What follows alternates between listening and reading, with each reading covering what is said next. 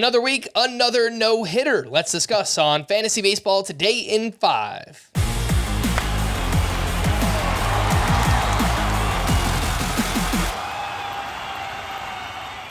Welcome into FBT in 5 on Thursday, August 10th. I am Frank Sample, joined by Chris Towers, and let's talk about Michael Lorenzen, who tossed the 14th no-hitter in Phillies history. He did walk 4. He had 5 strikeouts in this game, threw a career-high 124 pitches. And Chris, we talked about this on the Full Length podcast. Every year, it feels like there's a couple of pitchers that outperform their peripheral numbers, their expected ERAs for the entire season. Last year, it was Martin Perez. It kind of feels like this year it's going to be Michael Lorenzen. Your thoughts on him and the no-hitter? Yeah, I mean, the problem with that, right, is I try to do my rankings and my analysis of players, trying to define their talent level and project from that. And the problem is some guys just outperform their talent level, and talent level fluctuates, and you know, it's not a perfect science by any means. Some guys manage to do it for a full season. But also a month and a half ago, a lot of people were arguing Bryce Elder was going to be one of those guys who outperformed his talent level for the full season. And he's got like a 7 ERA over the last month and a half. So amazing accomplishment for Michael Lorenzen. And he may continue to be a pretty useful pitcher, especially against good matchups. He's been really, really good against good matchups. He's had a lot of them this season, if you look at the game logs. So I think he'll continue to be useful for fantasy.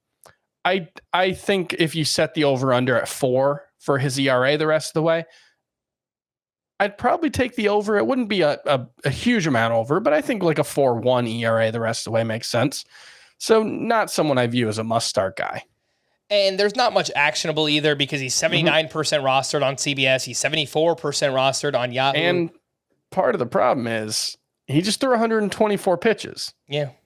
He's already above, I believe, his career high in innings pitched for the season. He's certainly above last year's total.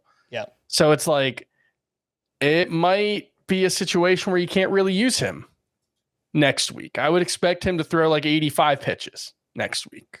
Yeah. So that's the concern there. Next week at the Blue Jays for Lorenzen, an offense that has scuffled recently. I think there's probably worse pitchers you can play than Lorenzen, but probably not a must-start coming off this no-hitter.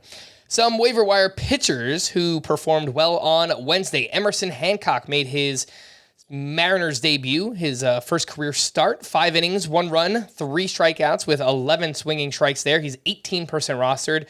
Looks like he's at the Royals next week. Graham Ashcraft continues to pitch well over his last 8 starts, a 1.94 ERA and a 1.06 whip. Nick Pivetta also continues to pitch well since the start of July, a 2.65 ERA, a .91 whip, well over a strikeout per inning during that time. And Mike Clevinger turned in his first quality start since May 17th. Chris, how are you ranking this group? Emerson Hancock, Ashcraft, Nick Pivetta, and Mike Clevinger. I still don't really understand how Graham Ashcraft continues to pitch well. This is actually one of the few starts he's made where it really does look like he, could have been a very good pitcher if he sustained this. Strikeout per inning, a bunch of swings and misses. During his last 8 starts, where I believe he has 8 straight quality starts, 36 strikeouts in 51 innings. He's not getting a ton of weak contact. So I'm still pretty skeptical. I think I'd probably go Pivetta at the top, especially if you told me he was going to keep starting like he did today, because, in your head-to-head points leagues especially, you want that quality start bonus. So I think I'd put him at the top. I'm fine going Ashcraft ahead of Hancock because I don't think Hancock has a ton of upside himself. And Clevinger's a pretty distant 4th. All right, let's wrap up talking about Elly De La Cruz, everyone's favorite player who has struggled big time in the second half, batting .182 with 5 home runs. That's pretty good, but only 1 steal, 3 caught stealing, 41% strikeout rate here in the second half. Chris, what do you make of these recent struggles? And where do you kind of see the plate discipline going from here when it comes to Elly De La Cruz? Well, he's at like a 43% strikeout rate or something over the last 20 games or whatever the number is. It'll be lower than that moving forward, but it's going to be very, very high. He's got a lot of swing and miss. His swing decisions right now aren't great. He's developing. He's young. He's super talented, but also super raw. I'm not saying we should have expected a stretch exactly this bad, because 41% strikeout rates don't happen very often in Major League Baseball, but this was always within his range of outcomes. And when you're talking about a young player, making their Major League debut, what's always fun about them is the high end of their range of outcomes isn't quite what people are expecting, right? Like, you're not drafting Jordan Walker at the start of the season for his best case scenario. You're factoring in some of the downside. But there's also significant downside. The thing with young players, especially a guy with Elly De La Cruz's swing and miss issues, is it's just a high volatility profile. There will be really, really good stretches. There will be really, really bad stretches. And we should have expected some of these bad stretches to be particularly ugly given the skill set. But look, he's not a first rounder in 2024. I mean, he could play his way into it. I'm not going to write it off. But right now, I think you're thinking more like a third or fourth rounder. And even that is very, very risky, as we're seeing.